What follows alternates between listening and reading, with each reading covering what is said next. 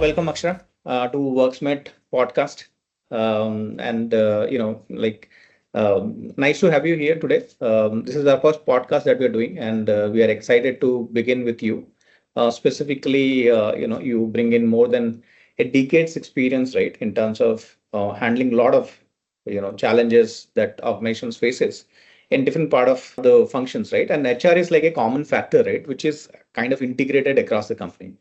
So just to begin on that note, Akshay, right? I'll be like to quickly gain a kind of insights about your experience, about how you have been helping and coaching leaders in this particular area, right? So we'd like to kind of learn more from you. Sure, sure. Thank you, Madhu. Thanks for having me on this podcast and sharing about my journey. My interest started in the space of HR, began with my project report that I was to prepare while I was graduating and doing BBA at that time. And the project was about personality traits. So having an inclination since then, while I was, deep diving into that subject, I actually felt that there is, so much in this particular space that can be done. And as luck would have had it, I, got an opportunity to be a part of startup, and the startup was like really, really small. My first job was with a really small startup, early stage, and the company was so small practically that we shared the desks with the office plants. So, but you know what? That's where the real magic happened, and Right. I realized that HR is not just about policies and paperwork. It is Right. more to do with people. It's more to do with, the heartbeat of the organization. And Right. that overall dynamic, fast paced environment of startups really taught me some invaluable lessons about adaptability, innovation, fast forward, the way things happen, like morning they're discussing on a particular aspect, and by evening complete change of strategy. And fast forward a few years, I've had the privilege of working across clients with their unique culture and challenges. So overall, as an individual, I'm a person who's very passionate about bringing in a positive impact in people's lives. And I Right. realized that during my journey, that happy employees are like the secret sauce of any successful organization. And it's that Right. magic portion that successful organization, be it big or small, the happy employees can really bring in a lot of impact. And that's where my Absolutely. journey evolved to becoming a happiness coach. And with that kind of a profound impact that I could create by creating positive work environments, and what that environment could really bring in for the employee well-being and productivity overall. So Right. I kind of dwell deep into it, having a better understanding, and here I am, a part-time detective, finding out what's really making individuals happy, and a full-time champion in crafting workplaces where people thrive successfully. Great. Fantastic. Great to know about this. And I think I also liked your perspective in terms of you calling yourself like a happiness coach, right? I think it also, brings that shift, in thinking and mind, the mindset that we generally talk about, right? Again, more or less talking more on those notes, right? One of the concerns that, post COVID, you would see, right? I mean, nowadays organizations are like pushing people to, come to office, like coming back to office, wherein people are kind of habituated of now working from home. While Yeah. previously they were complaining they wanted to go back to office, right? Now they're not, they want to work from home. Maybe there is some flexibility that is driving people to, kind of operate Hmm. from home. But there's a pressing concerns that we see, right? I mean, I'm sure you must have also heard and must have also, learned from the clients whom you help, right? Yeah. In terms of driving engagement, right? So what is your view on that? How do you see things shaping up now?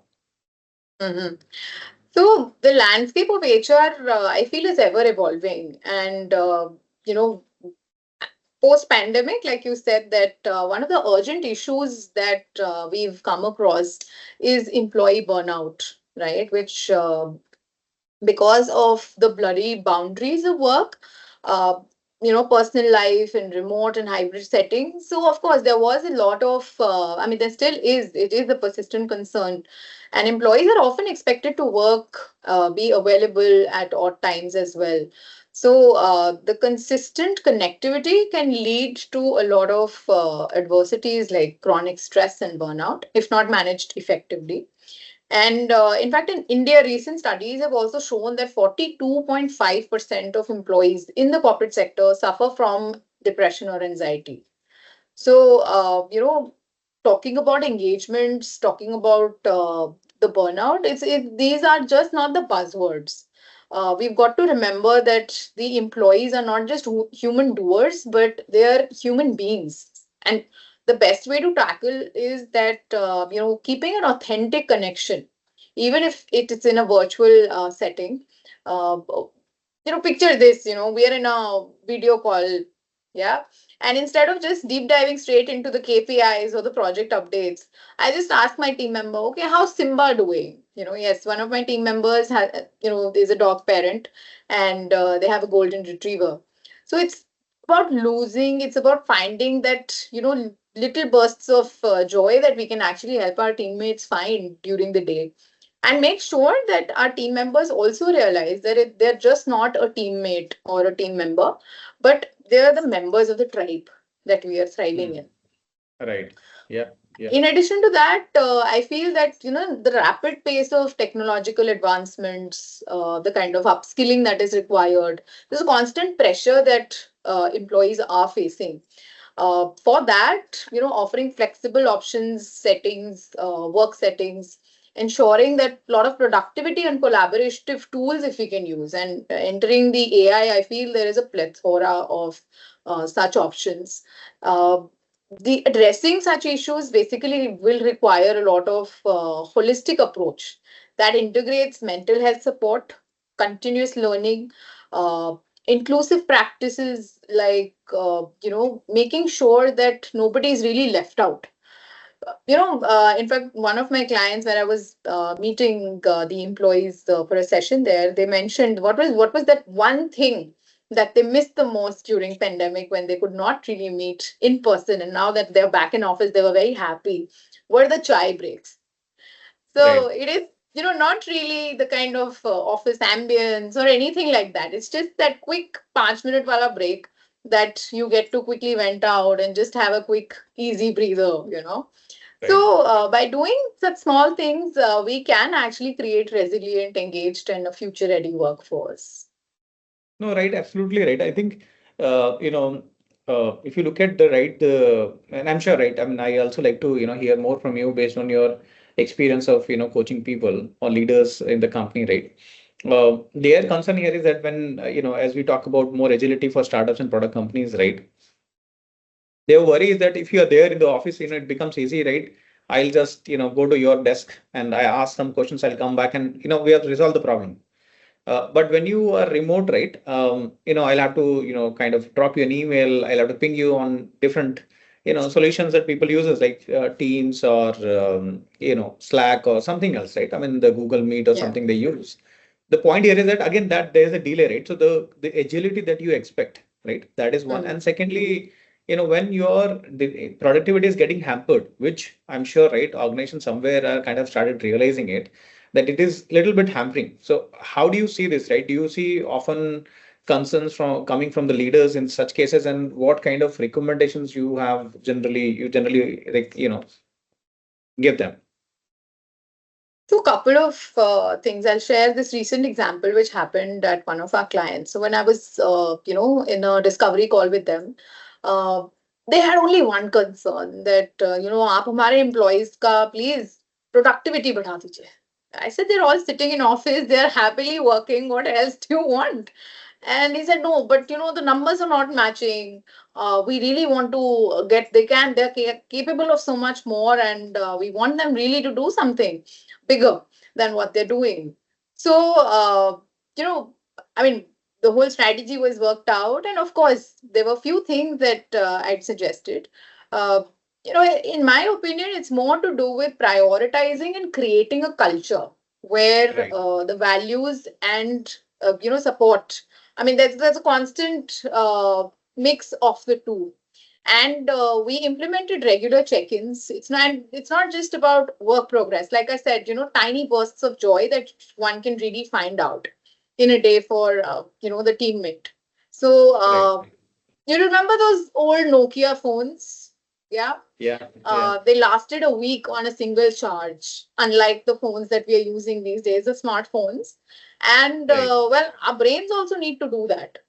So we Hmm. encourage everyone to unplug, no screens, no work talk, for maybe a couple of hours each weekend. And it's a pressing, it's like, pressing the mental reset button. And that actually gives you a lot of space to really bounce back. Right. Right. So again, while the question is pretty interlinked, right? So startups, as you know, right, they launch their product. They want to take their product out in the market, severe competitions, right? Things are pretty dynamic in nature, right? As an example, if I have to, kind of shift this conversation towards business a bit, right? So you have spoken to a customer today, right? Customer talked about something of his need, and while the customer have liked your product, but referred more of competitors product, and said, while you have this, but my need is getting fulfilled over there. If you would have had it, I would have liked it, right? And I would have gone ahead with you and associated with you and whatnot, right? And again, if that's once or twice it happens, you try and say, okay, let us kind of upgrade Yeah. our product. But if it keeps happening that somewhere you feel that, oh, are we not moving with the pace? Are we, kind of, left behind, or we are losing the market and whatnot? So that kind of, drives people at different levels, right? And they really want to catch up this very quickly, right? And that is where the question goes back to the same subject, right? Yes, you are absolutely right. That you want that people to kind of, have that reset button somewhere, right? And they go back, kind of have that human touch, and kind of feel that confidence back, right? Sometimes when you're in office, you may see, even if you're not doing something, the leader will gain the confidence. You know what? I can see the person, so that means he's delivering it or she's delivering it. Maybe that one aspect, but apart from that, in the fast-paced environment, right? When you really have to depend on, as an example, instead of, if let's take an example between you and I, if you're in office, or I'm in office, you may feel like, oh, you know what, I'll go to Madhu and speak, or maybe I'll feel like, I'll let me go to Akshara's desk and speak to her and figure out very quickly, right? So I have that freedom and flexibility to drive things. Uh, but that may not be there because I'll have dependency on technology now. So I'll ping you. If you see my message, then you'll revert back. And there's a delay, right, that you experience it. And that sometimes, what you really want to achieve, it takes like a couple of days, right? So how do you see this, right? Is it like a common concerns that you're experiencing it? And in this case, how do you kind of try and handle this conversation between you and the leaders at the at org level, or specifically into startup and product companies? So, this particular concern, yes, the gap, if we talk about, but like I said, the constant connectivity. If the person is not available on Slack, you get a message on WhatsApp. If the person is not responding on WhatsApp, you have a mail coming in. So everywhere there is a touch point. And, to keep that employee more engaged, I think what leaders miss out on is that sense of ownership. It Hmm. becomes more like a task for the employee that, oh my God, this is another thing coming on my platter. And all my weekend is gone, another presentation I have to do. So instead, if we really give that sense of ownership and accountability to the employees, and of course, there is going to be a different reflection altogether, the way and a different perspective to how we are approaching work as well. So that is Hmm. one thing which I feel. And keeping employees more engaged is something which is exceptionally important. Making them feel valued. I think that is again one aspect. We do a regular annual review or a town hall that happens, but that's Right. again just I feel a very formal way of saying, okay, you are there, we see you. But more than that, it's got to have that authentic connection with the employee. Even if as a team manager, if I don't know the pulse of my teammates, what's going on in the person's mind, it's very difficult to get work out of them. It's Hmm. very difficult. Right. And for that, a lot of open communication, I think a lot of, that in-depth understanding of the person beyond a project is essential. And that's where more time, especially in case of startups, because there is a lot to do. There is a lot to Hmm. happen in very short time. Right. And both sides. So even the founders are in a race every single moment, that okay, who's going where, what's happening next in the industry. And so is the case with employees. I mean, that's why we see so much of attrition also happening. Yeah, yeah, yeah. No, absolutely right, Akshara. I mean, I'm going to pick some of the words that you've used, right? And I'll try and seek your view on that, right? So you referred about check-ins, ownership, accountability. Maybe I'll drive this conversation a little bit towards OKR. So while we also deal into OKR day in, day out, right? So somewhere do you think that, this could be one, like a gateway between, leaders and team members, right? To fix it, right? While this concern continue to grow, people have started coming, but now there is a strong resistance in being in office for like 5 days a week. People are not looking out for. In fact, we have seen people straight away rejecting, saying that if you have like 5 days a week, I'm not interested in working. Right. So there's a Mm. lot of resistance that you see, right? So do you believe that OKR can be like a gateway or bridge between this, to solve this, in specifically in startup and product companies? Definitely. In fact, I'll add this point, what I'm just about to share to your previous question as well, that why that so much of quick changes happen is largely because there is lack of clarity. Hmm. And Yeah. clarity is power across levels, if you see. So, Right. that way, if you look at OKRs, I feel that it's an incredibly powerful, and, the way it's used, it brings a Right. huge impact on the teams. And Right. the whole success depends on the clarity, commitment, and continuous review. So it's essential for any organization to not just have a KRA and KPI for the sake of it, but to get it deeper ingrained in each team member for ensuring that kind of commitment really comes back from the employees. And that will only Right. come when they know where they're headed and what they're wanting to do and why are they here in office. So, in fact, one Absolutely of right. our Yeah. clients, doing very well, well funded and everything.